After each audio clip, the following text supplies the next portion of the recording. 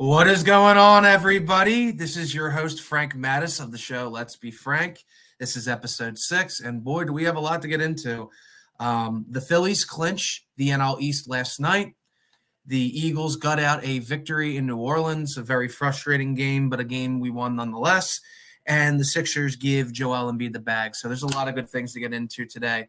And I know I usually start off with the Eagles, but today I'm going to start off with the Phillies because, as you are aware, the Phillies clinched the NL East as of last night. They defeated the Chicago Cubs by a score of 6-2. And this game was over right from the get-go. And yeah, the Phillies clinch, and this is the first time since 2011 since they've won the NL East. And I had a conversation with my one buddy. Should the Phillies be excited about winning the NL East? And I said absolutely, because if you don't win the NL East, you're not getting the 1 seed. So it's very important. Obviously the Phillies have had success. Despite not winning the division, it's not always a given that you win the division or even get the 1 seed that you're going to automatically just walk into the World Series. Obviously, stranger things have happened. Playoff baseball is a different animal. Things change, and it's all about momentum.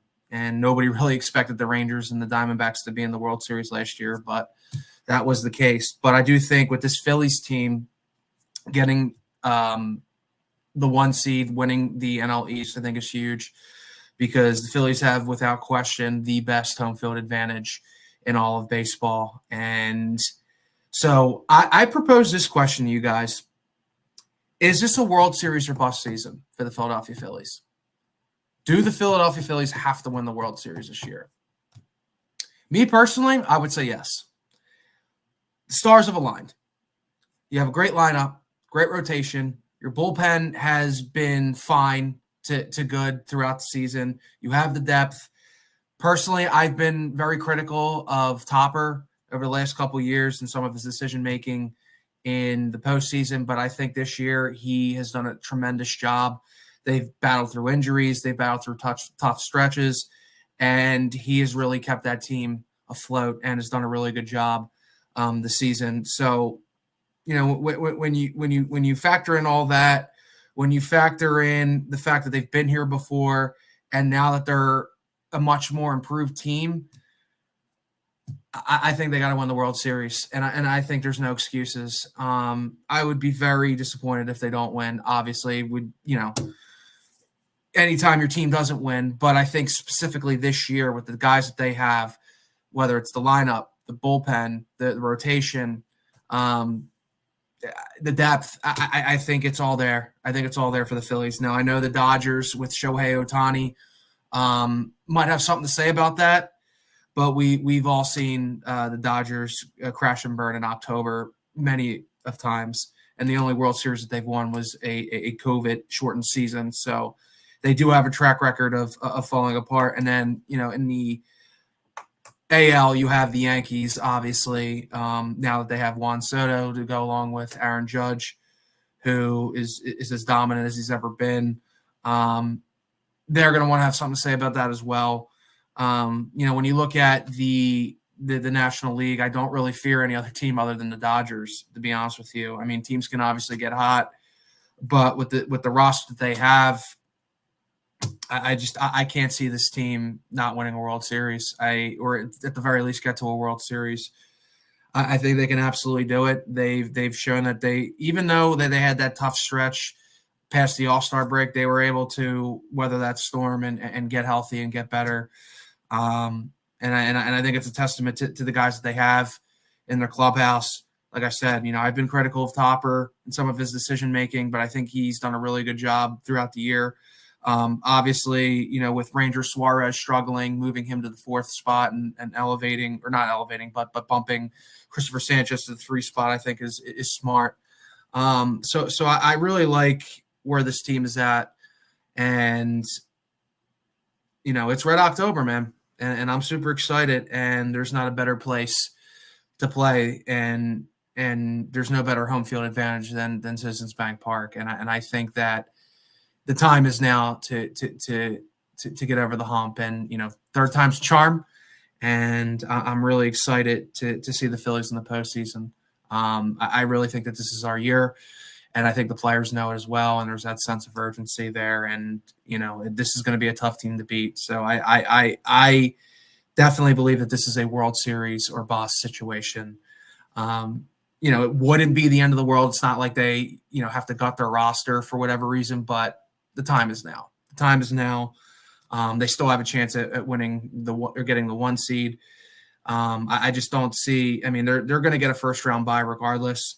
And if there's a situation where the Phillies finish with the same records as the Dodgers because they won 5-1 during the regular season, they would obviously get the tiebreaker. So that is a very brutal place to play if you're an opposing team. And with the swagger and the moxie that this team has, I think it's going to culminate with a World Series. I really believe it. This is our time. This is our year. And I want to see another World Series as to all of you. And lastly, on the Phillies, can we stop with dancing on our own? I mean, seriously, like it's time to change the playoff song for the love of God. I mean, it was fun in 2022. Last year, you kind of got into it because 2022 was such a surprise. Not a huge surprise in that we obviously have a really good team, but I don't think anybody expected us to go to the World Series. I thought that they were a good team but not a flawed team. So that song obviously was played everywhere. You couldn't avoid it. And then last year it was just kind of like, all right, like why are we doing this again? So for me personally, and I know a lot of Philadelphia Phillies fans have the same sentiment, I think it's time to replace the song. I think it's time. So yeah, that song had its purpose, but I think it's time for a new thing. And hopefully this time it will bring us a World Series. So that is that for the Phillies. Next, I want to talk about the Eagles, and boy, that was quite the game on Sunday. Now, right off the bat, just a disclaimer, I didn't watch the game live. I was actually at Longwood Gardens with my girlfriend. Her mom bought us tickets to celebrate her birthday, so I ended up doing that. And it was the right decision, it turned out, because let's just say my liver would not be looking so good after that struggle of a game that was on Sunday. But I tried to watch as much as I can during the time I was there, and I obviously went back and rewatched. First and foremost, defense. That's how you play defense, baby. Incredible. Way to answer the bell. Carter and Davis were raked over the coals throughout the week, and rightfully so. And they played extremely well, especially Jalen Carter. This is why we drafted these guys. This is why we drafted Jalen Carter. When he's focused and he's dialed in, he can be one of the most indestructible defensive tackles in all football. And he was phenomenal throughout the entire game. Also, shout out to Brandon Graham, dude. Brandon Graham, did not play very well last year, and it was coming off the heels of a 11-sack season, his first double-digit sack season. And last year, he didn't get on the field and wasn't playing well. But I got to tell you, man, this guy's an ageless wonder, and he's been playing really good. Josh Sweat, I thought, played very well in the game. He got a lot of pressures. He's the type of guy that sort of does the little things right. He's one of our best. He's definitely one of the best, one of our better run defenders on the edge, and he can pressure the quarterback. But he's a guy that might not get a ton of sacks, but he's somebody that does the little things, and that's very important. Zach Bond had a much better game than he did in week 2. He looked like he was in week 1, being where he needs to be. And, he was all over the field. I thought Nakobe Dean played a lot better this time around. So, what a tremendous performance by the defense when you can hold a Saints team that scored 90-plus points in 2 games. Though, it is early in the season, and some might argue, well, the Saints are sort of a fraudulent team, and it was sort of a fraud check for them. And, if you get the Derek Carr, he makes terrible decisions. But listen, when your offense doesn't get the job done and your offense and your coaching staff make terrible decisions and you bail your team out, that is something that is very encouraging, because there sometimes you just you have the guys you have, and that's what you got to deal with. And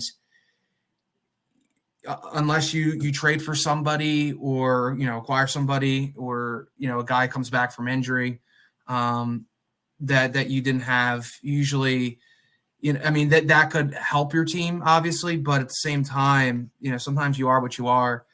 But I think the defense quieted a lot of doubters, including myself. Josh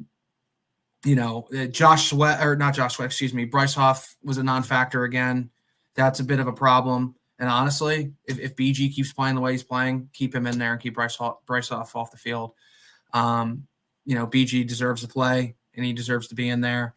Bryce Hoff, for whatever reason, is just not working right now. It's still 3 games in. Maybe, with the bye week coming up, he can make some adjustments. They can, Clint Hurt, the D-line coach, Vic Fangio can work with him and get him up to speed. But it's not looking good for him right now. And if BG keeps playing the way he's playing, keep him in there. Screw it. So bravo to the defense. Darius Slay had a much better performance this week. Kenyon Mitchell, a bit up and down at times. Oh, Reed Blankenship was phenomenal. I forgot to bring that up. Obviously, he had the interception to seal the deal. He was tremendous throughout the game, or for the majority of the game. He was pretty productive and produced and was where he needed to be. And Kenyon Mitchell, they're going to pick on him because he's a rookie. But I'm seeing growth with the guy, and it's very valuable experience for him. And I think people need to be a little bit patient if he gives up a lot of yards, because I do think at the end of the day, he is a young guy. He is a rookie, and he's going to make mistakes. But I think by later in the season, especially if our D line can get home and get after the quarterback, they can he can take advantage of that. But I'm seeing improvement there. And you just got to be patient with a young guy like him. And as far as the offense is concerned, got to protect the ball, Jalen. Got to protect the ball. You cannot turn the ball over in the red zone.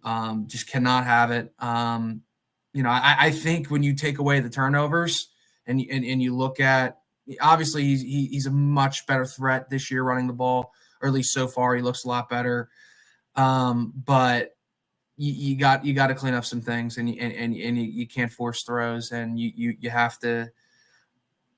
can't turn the ball over in the red zone. Period. End of story. And you take away the turnovers, I think he's done a pretty good job. I know that's pretty easy to say, and it's pretty self-explanatory and kind of stating the obvious. But I do think when you factor in running the football, and when he does see the field. And he did see the field throughout the game, especially late in the game, attacking the middle of the field. And I think that's very important. And I said it in early podcasts. I think the key with the Eagles is attack the middle of the field. When you have guys like Dallas Goedert, you have guys like Devontae Smith, attacking the middle of the field is going to be key. And I've noticed they implemented a lot of that during this game, and it ended up helping the Eagles. It helped Jalen Hurts. And that's you just got to see the field, and you can't force throws because they will be there. They will be there, and once Jalen starts to pick these things up, I think he's going to be fine. But the turnovers, it is a little alarming. It's concerning, but hopefully with he sees the film, sees these guys open, and continues to, attack the middle of the field. And, with AJ coming back eventually, the way that they schemed Goddard open, especially on the 3rd and 16, which was a tremendous play by Jalen Hurts to recognize that. Also, very good job by Jahan Dotson, causing confusion for the Saints defenders there. And Dallas Goedert, obviously, was off and running, and he was phenomenal throughout the entire game. And I think now we can finally put an end to the tight end screens, and can we actually start going forward, stretching Dallas Goedert out, because when healthy, when in the game plan, when you throw him the ball, he produces. He can be a all-pro caliber tight end. And Sunday was proof of that. We don't need to run any more tight end screens with Devontae Smith blocking, for the love of God. Stretch this guy, up and or all around the field. Not only can he produce and be a threat there, but he can also help other guys underneath Devontae, AJ, Saquon. To me, I think that's key, is stretching him out and making the most of his skill set, which is not in the screen game. To me, I think that's a waste of a play. And, it's good to see Dallas Goedert be a factor in the offense, like we all know he can be. And not only can he obviously produce, but he can also open guys up underneath. So that's something I want to see more of. And you did see that throughout the game, especially later in the game. And, that's when Jalen was at his best. So that's something that if you're Kellen Moore, that needs to be a factor in this offense. Saquon Barkley, doing Saquon Barkley things. Shout out to Landon Dickerson and Jordan Mailata on that 60-yard touchdown run. Just an absolute beautiful block. Beautiful blocks by those guys, sealing it up. Arguably the best left side of any O-line in all of the NFL. And when you have Saquon Barkley and his ability to recognize open holes, he's going to take off. And he's really a special player. I mean, if you take away the drop in week 2, he's the front runner for MVP. I mean, he's been a game changer for this Eagles offense. And if we can make better decisions, both from the quarterback perspective and the head coaching perspective, I think that we will be much better for it, because Saquon Barkley is a tremendous talent, and you factor in the talent that we have around them. I think the offense should be fine. But unfortunately, when you make terrible decisions in terms of not taking points, when your defense is playing lights out, you're going to lose games. And they are very fortunate they did not lose this game. And they're very fortunate that they had the defense and Goddard and Barkley bail themselves out, because that hot seat would have been scorching hot for Nick Sirianni, let me tell you. Listen, as far as the fourth down calls are concerned, I don't mind aggressiveness. Like I mentioned, I didn't mind the aggressive call to go for it last week. I think that they were just they were absolutely controlling the line of scrimmage and dominating on that drive against the Falcons in the first quarter that they ended up going for. But you got to know when to do it, and you got to take points when they're there, and you got to reward the defense who's playing lights out, and you don't want to put that pressure on them, because this is a bit of a bend don't break defense, excuse me. And if they, they're going to eventually give up a big play, and when you don't take advantage, of at least 6 points, like they did in this game, and they easily could have had 6 points, maybe even with the Jalen Hurts interception. If he didn't turn the ball over, it could have got 9, maybe even a touchdown there. So you just got to understand game flow. You got to understand, how the game is going. The 2 fourth down calls were not. They shouldn't have been made. They clearly should not have been made. And again, I don't mind the aggressiveness. Obviously, when Doug Peterson was here, he was one of the more aggressive coaches. So I don't mind it, but you got to know when to do it, and you got to take the points. And when you have a kicker like Jake Elliott, obviously, he did miss a 60-yard field goal, but that happens. Not everyone's perfect. Even Jake Elliott's not perfect. But at the same time, they're free points when you're in your opponent's 30-yard line, and that's well within Jake Elliott's range. And you gotta take the points and understand that your defense is dominating. And your defense is not giving up any points. So the best way to reward them is to put points on the board and it's sort of take the pressure off them. Not enough pressure to get them complacent, but you got to. It's all about complementary football, and it's almost like if the Eagles had the offense like they had in week 1 and the Eagles had the defense like they had in week 3, imagine what the ceiling of this team would be. And I think it would be. I think it's still very high. I still think the Eagles are going to be fine. Seeing what I saw from the defense was very encouraging.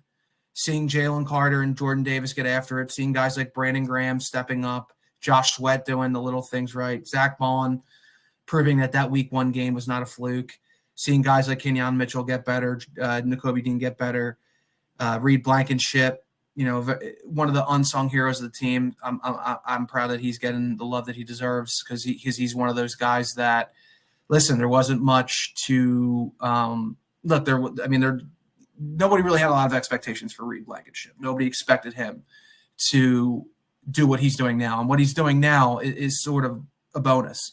And listen, when you're paying guys a lot of money, you need guys to sort of come out of nowhere and produce and be a starter for this team. Because, as good as Howie Roseman is with the cap, you're going to have to find hidden gems. And boy, Reed Blankenship is a hidden gem for sure. So if this defense can build some momentum and continue to get better and continue to go after the quarterback with that offense and then making the right decisions with the head coach and the quarterback, I think we're going to be fine. I really do. Also, shout out to Tyler Steen and Fred Johnson stepping up for Mekhi Becton and Lane Johnson. I thought they played very well. This is a very deep offensive line group. They always put a premium on offensive line, and then you obviously have Jeff Stoutland, who's the best offensive line coach that I've seen, maybe with the exception of Dante Scarnecchia with the Patriots. The fact that you lose the right side of your line and those two guys step up and don't miss a beat, I mean that's very impressive. And kudos to those guys. Kudos to Jeff Stoutland for coaching them up and getting them ready. So, gutsy win for the Eagles. If they didn't win that game, oh boy, that would have been bad. But a win is a win is a win. You'll obviously take that. There's still room for improvement. Defense cannot get complacent. Jalen Hurts cannot turn the ball over. Nick Sirianni needs to take the points and, reward your defense with points.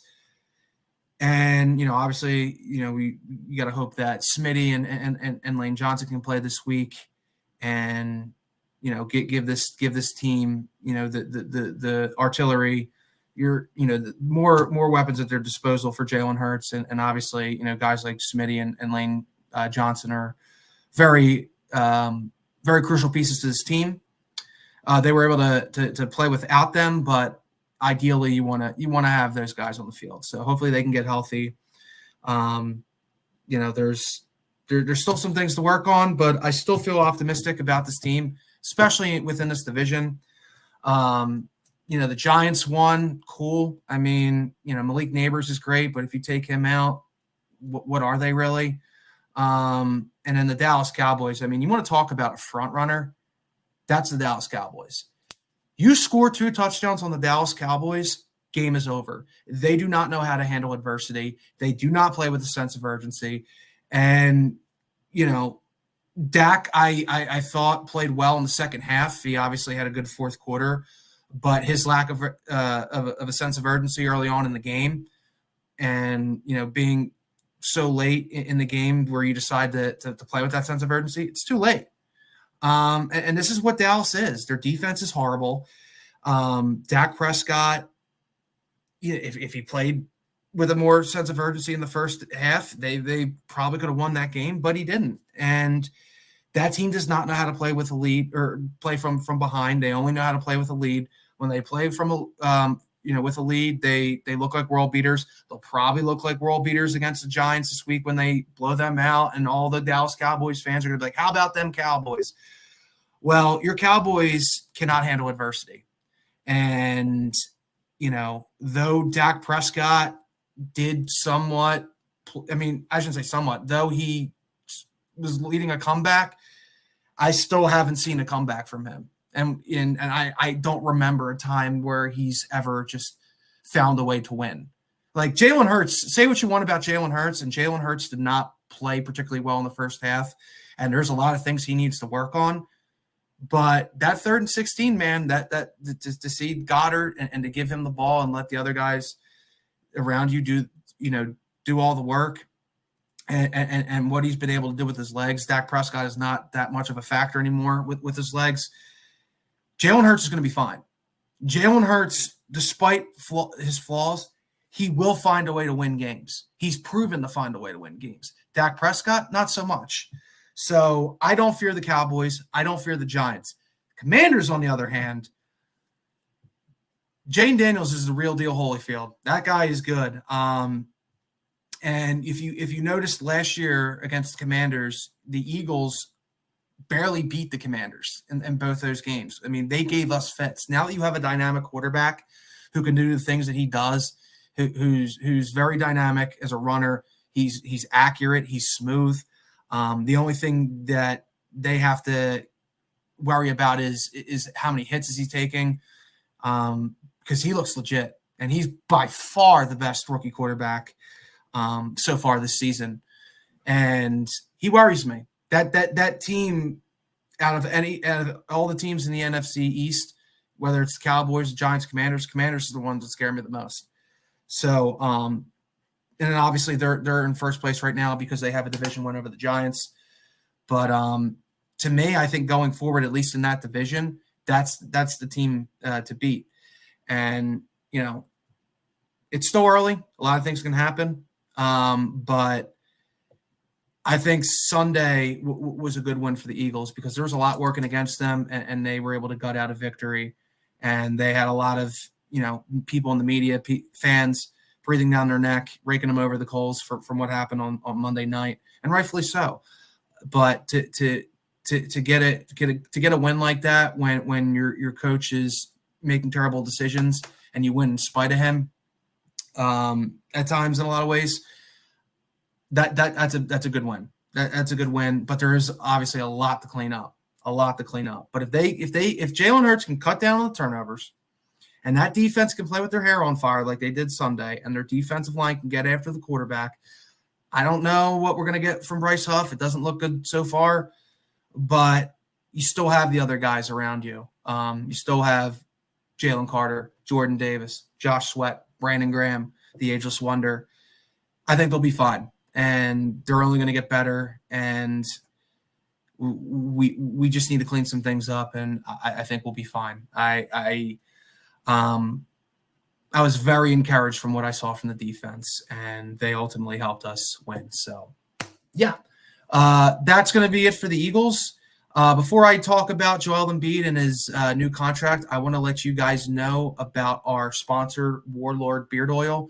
If you go to warlordbeardoil.com and use the promo code OLDSPORTS, you get 15% off site-wide. And if you spend $65 or more, you will get free shipping. So if you go to www.warlordbeardoil.com, use the promo code OLDSPORTS, you get 15% off.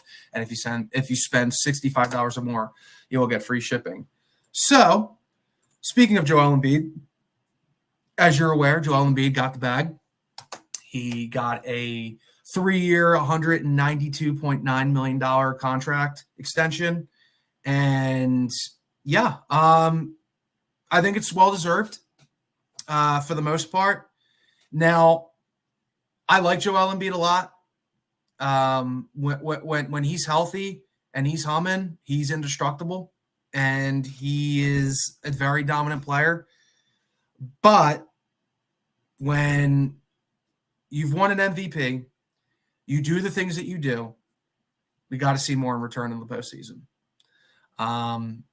We cannot have any more 15-point game sevens against the Celtics like we did in 2023.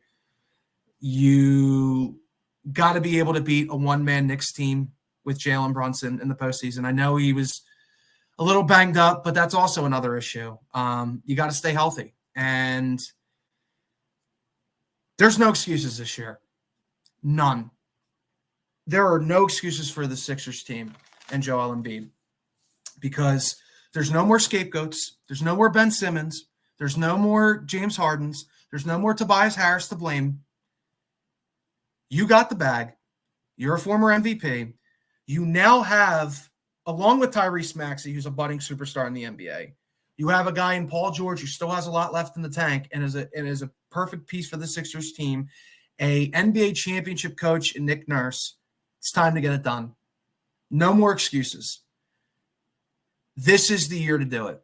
This is the year. Just like the Phillies, and they've been there.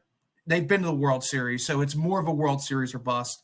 I wouldn't say it's an NBA title or bust because Boston is really good, but we got to get past the second round.